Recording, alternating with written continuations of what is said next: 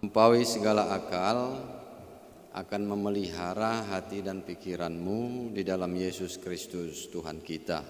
Amin. Oras untuk kita semua, Bapak Ibu. Firman Tuhan di ibadah Minggu sore hari ini untuk kita, yaitu dari kitab Mazmur pasal yang ke-33 ayat 12 sampai ayat yang ke-22. Saya akan bacakan untuk kita semua. Berbahagialah bangsa yang Allahnya ialah Tuhan, suku bangsa yang dipilihnya menjadi miliknya sendiri. Tuhan memandang dari sorga, Ia melihat semua anak manusia. Dari tempat kediamannya, Ia menilik semua penduduk bumi. Dia yang membentuk hati mereka sekalian, yang memperhatikan segala pekerjaan mereka. Seorang raja tidak akan selamat oleh besarnya kuasa. Seorang pahlawan tidak akan tertolong oleh besarnya kekuatan. Kuda adalah harapan sia-sia untuk mencapai kemenangan, yang sekalipun besar ketangkasannya tidak dapat memberi keluputan. Sesungguhnya mata Tuhan tertuju kepada mereka yang takut akan Dia, kepada mereka yang berharap akan kasih setia-Nya, untuk melepaskan jiwa mereka daripada maut dan memelihara hidup mereka pada masa kelaparan. Jiwa kita menanti-nantikan Tuhan. Dialah penolong kita dan perisai kita. Ya, karena Dia hati kita bersukacita, sebab kepada nama-Nya yang kudus kita percaya.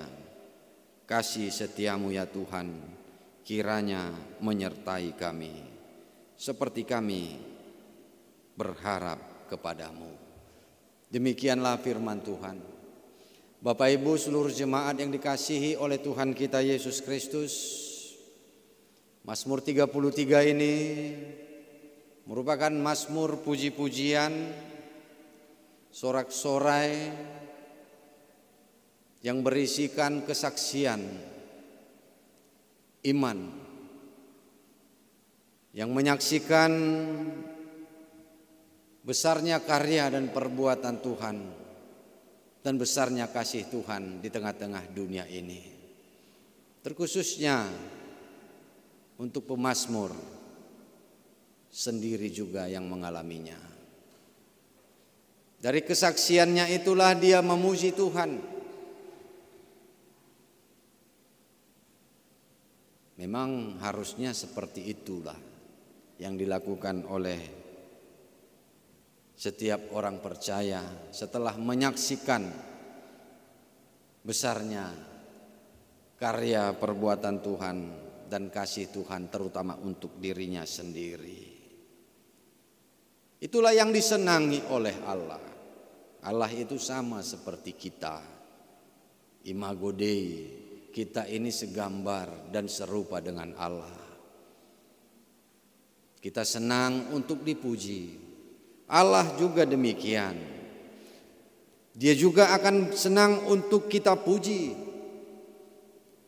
Oleh karena itu di saat Dia telah memberikan, menunjukkan besar kasih-Nya, besar karya dan perbuatannya di tengah-tengah dunia ini, khususnya kepada setiap orang, maka juga haruslah untuk memberi puji-pujian kepada Tuhan. Tetapi kalau bisa kita lihat melalui firman Tuhan kita di sini, Bapak Ibu, kalaupun dia pemazmur di sini menyaksikan besar kuasa karya perbuatan Tuhan, kasih setia Tuhan di tengah-tengah dunia ini, dari sanalah dia juga mempunyai pengharapan kepada Tuhan. Khususnya Dari bagian nas firman Tuhan kita pada saat ini kita bisa melihat bagaimana dia mempunyai harapan kepada Tuhan. Dikatakan ayat 20 ya. Jiwa kita menanti-nantikan Tuhan. Dialah penolong kita dan perisai kita. 21 juga demikian juga ayat yang paling terakhir, ayat yang 22. Kasih setiamu Tuhan kiranya menyertai kami seperti kami berharap kepadamu. Dia juga berharap kepada Tuhan. Harapannya itu berdasar ya karena Tuhan telah teruji. Tuhan telah membuktikan bagaimana selama ini dia sudah menunjukkan besar kuasanya dan kasih setianya di tengah-tengah dunia ini dan kepada umatnya ataupun orang percaya. Inilah yang menjadi dasar pengharapan dia. Oleh karena itu firman Tuhan ini adalah bagian juga doa pengharapan dari orang percaya. Bapak Ibu. Bapak Ibu jemaat yang dikasihi oleh Tuhan kita Yesus Kristus. Firman Tuhan kita yang menjadi nas khotbah pada saat ini diawali dengan kata berbahagialah. Berbahagialah bangsa yang Allahnya ialah Tuhan. Ini merupakan ajakan, perintah supaya umatnya berbahagia. Kenapa berbahagia? Ya tentu saja berbahagia. Sebagaimana yang dia saksikan itu. Tuhan Allah itu begitu luar biasa. Dia maha kuasa. Besar karya dan perbuatannya. Kasih setianya di tengah-tengah dunia ini terutama bagi umatnya. Siapa umatnya untuk saat ini? Tentu adalah setiap orang percaya, kita yang percaya kepada Yesus Kristus.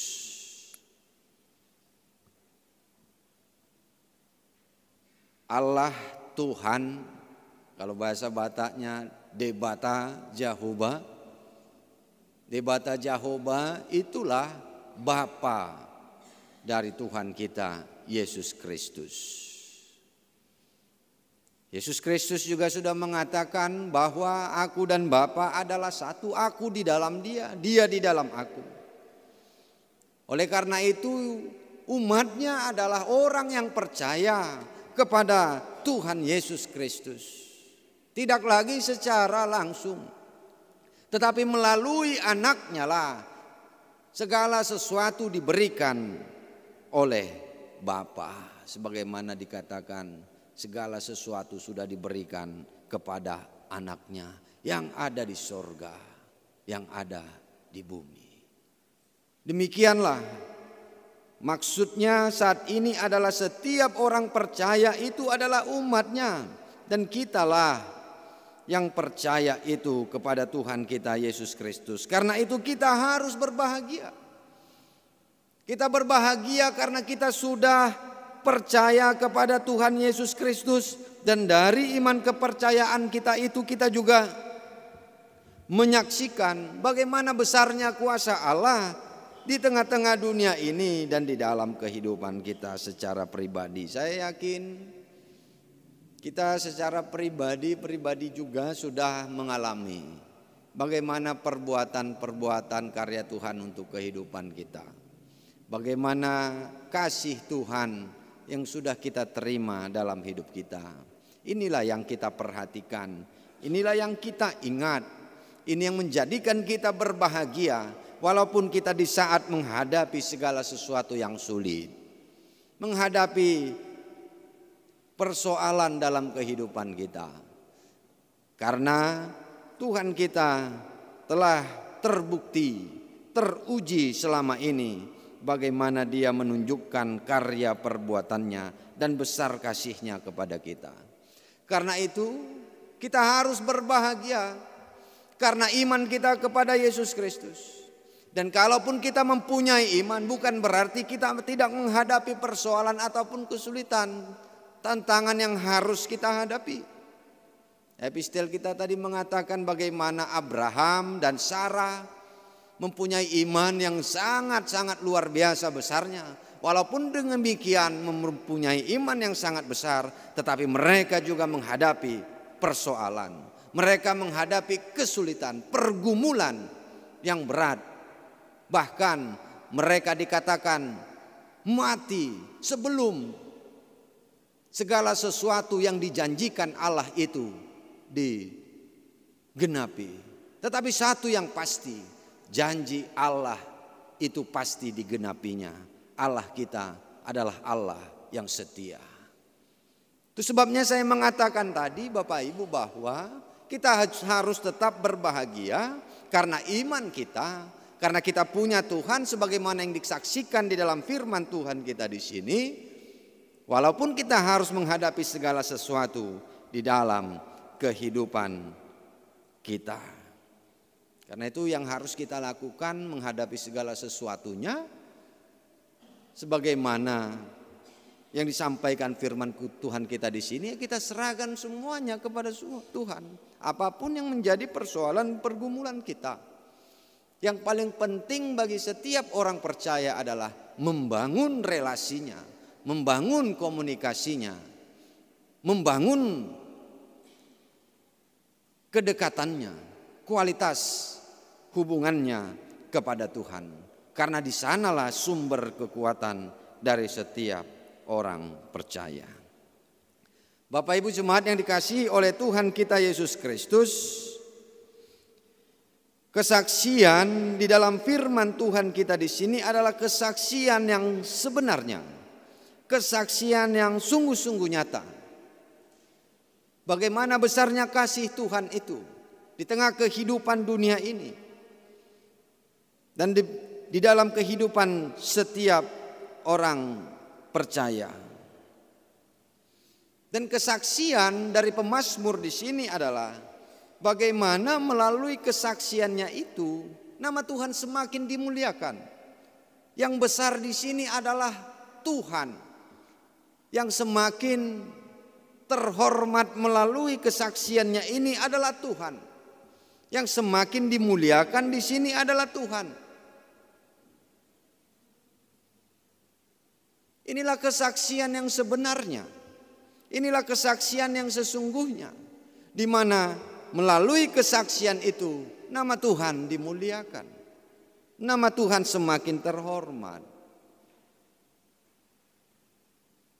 Karena bisa juga ada kesaksian, dari kesaksiannya itu bukan nama Tuhan yang semakin dimuliakan, bukan semakin nama Tuhan yang semakin terhormat, tetapi ujung-ujungnya dia membanggakan dirinya sendiri. Dirinya yang luar biasa. Untung sajalah saya mempunyai iman yang besar sehingga saya diselamatkan.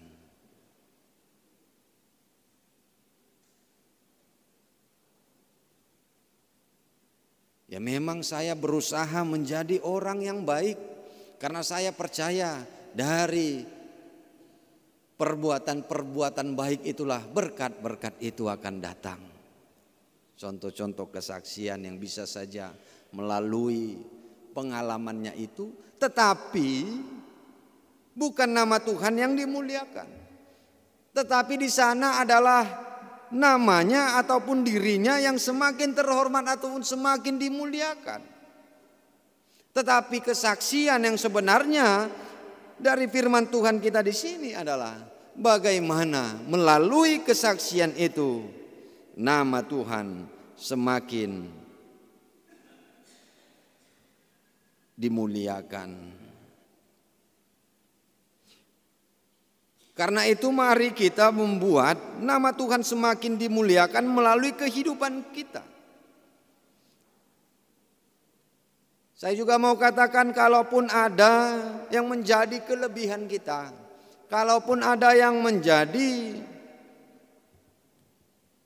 kekuatan di dalam kehidupan kita, besarnya iman kita, apapun yang segala sesuatu yang kita perbuat, jangan itu yang kita andalkan, tetapi marilah kita melalui kesaksian kehidupan kita ini, nama Tuhan semakin dimuliakan.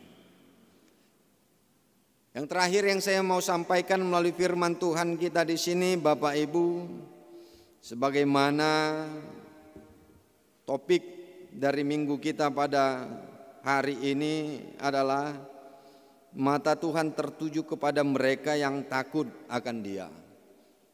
Dari firman Tuhan kita di sini terambil ya dari ayat yang ke-18 itu ya.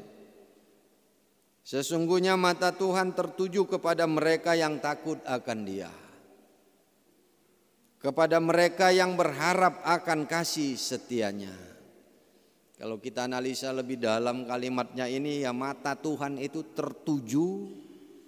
Tentunya maksudnya mata Tuhan tertuju ini memperhatikan kehidupan kita, yang akan menolong kita, yang akan memberikan keselamatan kepada kita. Mata Tuhan tertuju kepada mereka yang takut akan Dia, kepada mereka yang berharap akan kasih setianya. Kesanalah mata Tuhan tertuju kepada setiap orang yang takut akan Tuhan, kepada setiap orang yang berharap akan kasih setianya. Kesanalah mata Tuhan tertuju. Artinya orang-orang ataupun setiap orang percaya yang berharap akan kasih setia Tuhan, yang berharap akan pertolongan Tuhan, kesanalah mata Tuhan tertuju. Yang hanya mengandalkan Tuhan di dalam kehidupannya, yang berserah kepada Tuhan di dalam kehidupannya, kesanalah mata Tuhan itu tertuju. Kira-kira seperti itu yang bisa kita lihat di dalam firman Tuhan kita di sini. Bahkan kalau kita perhatikan lagi Bapak Ibu, di dalam firman Tuhan kita ini diingatkan supaya hanya kepada Tuhanlah berserah, karena Tuhan kepada orang yang berserah itulah memperhatikan kehidupan orang yang berserah kepadanya itu. Tetapi jangan mengandalkan kekuatan-kekuatan yang lain ataupun kekuatan diri sendiri.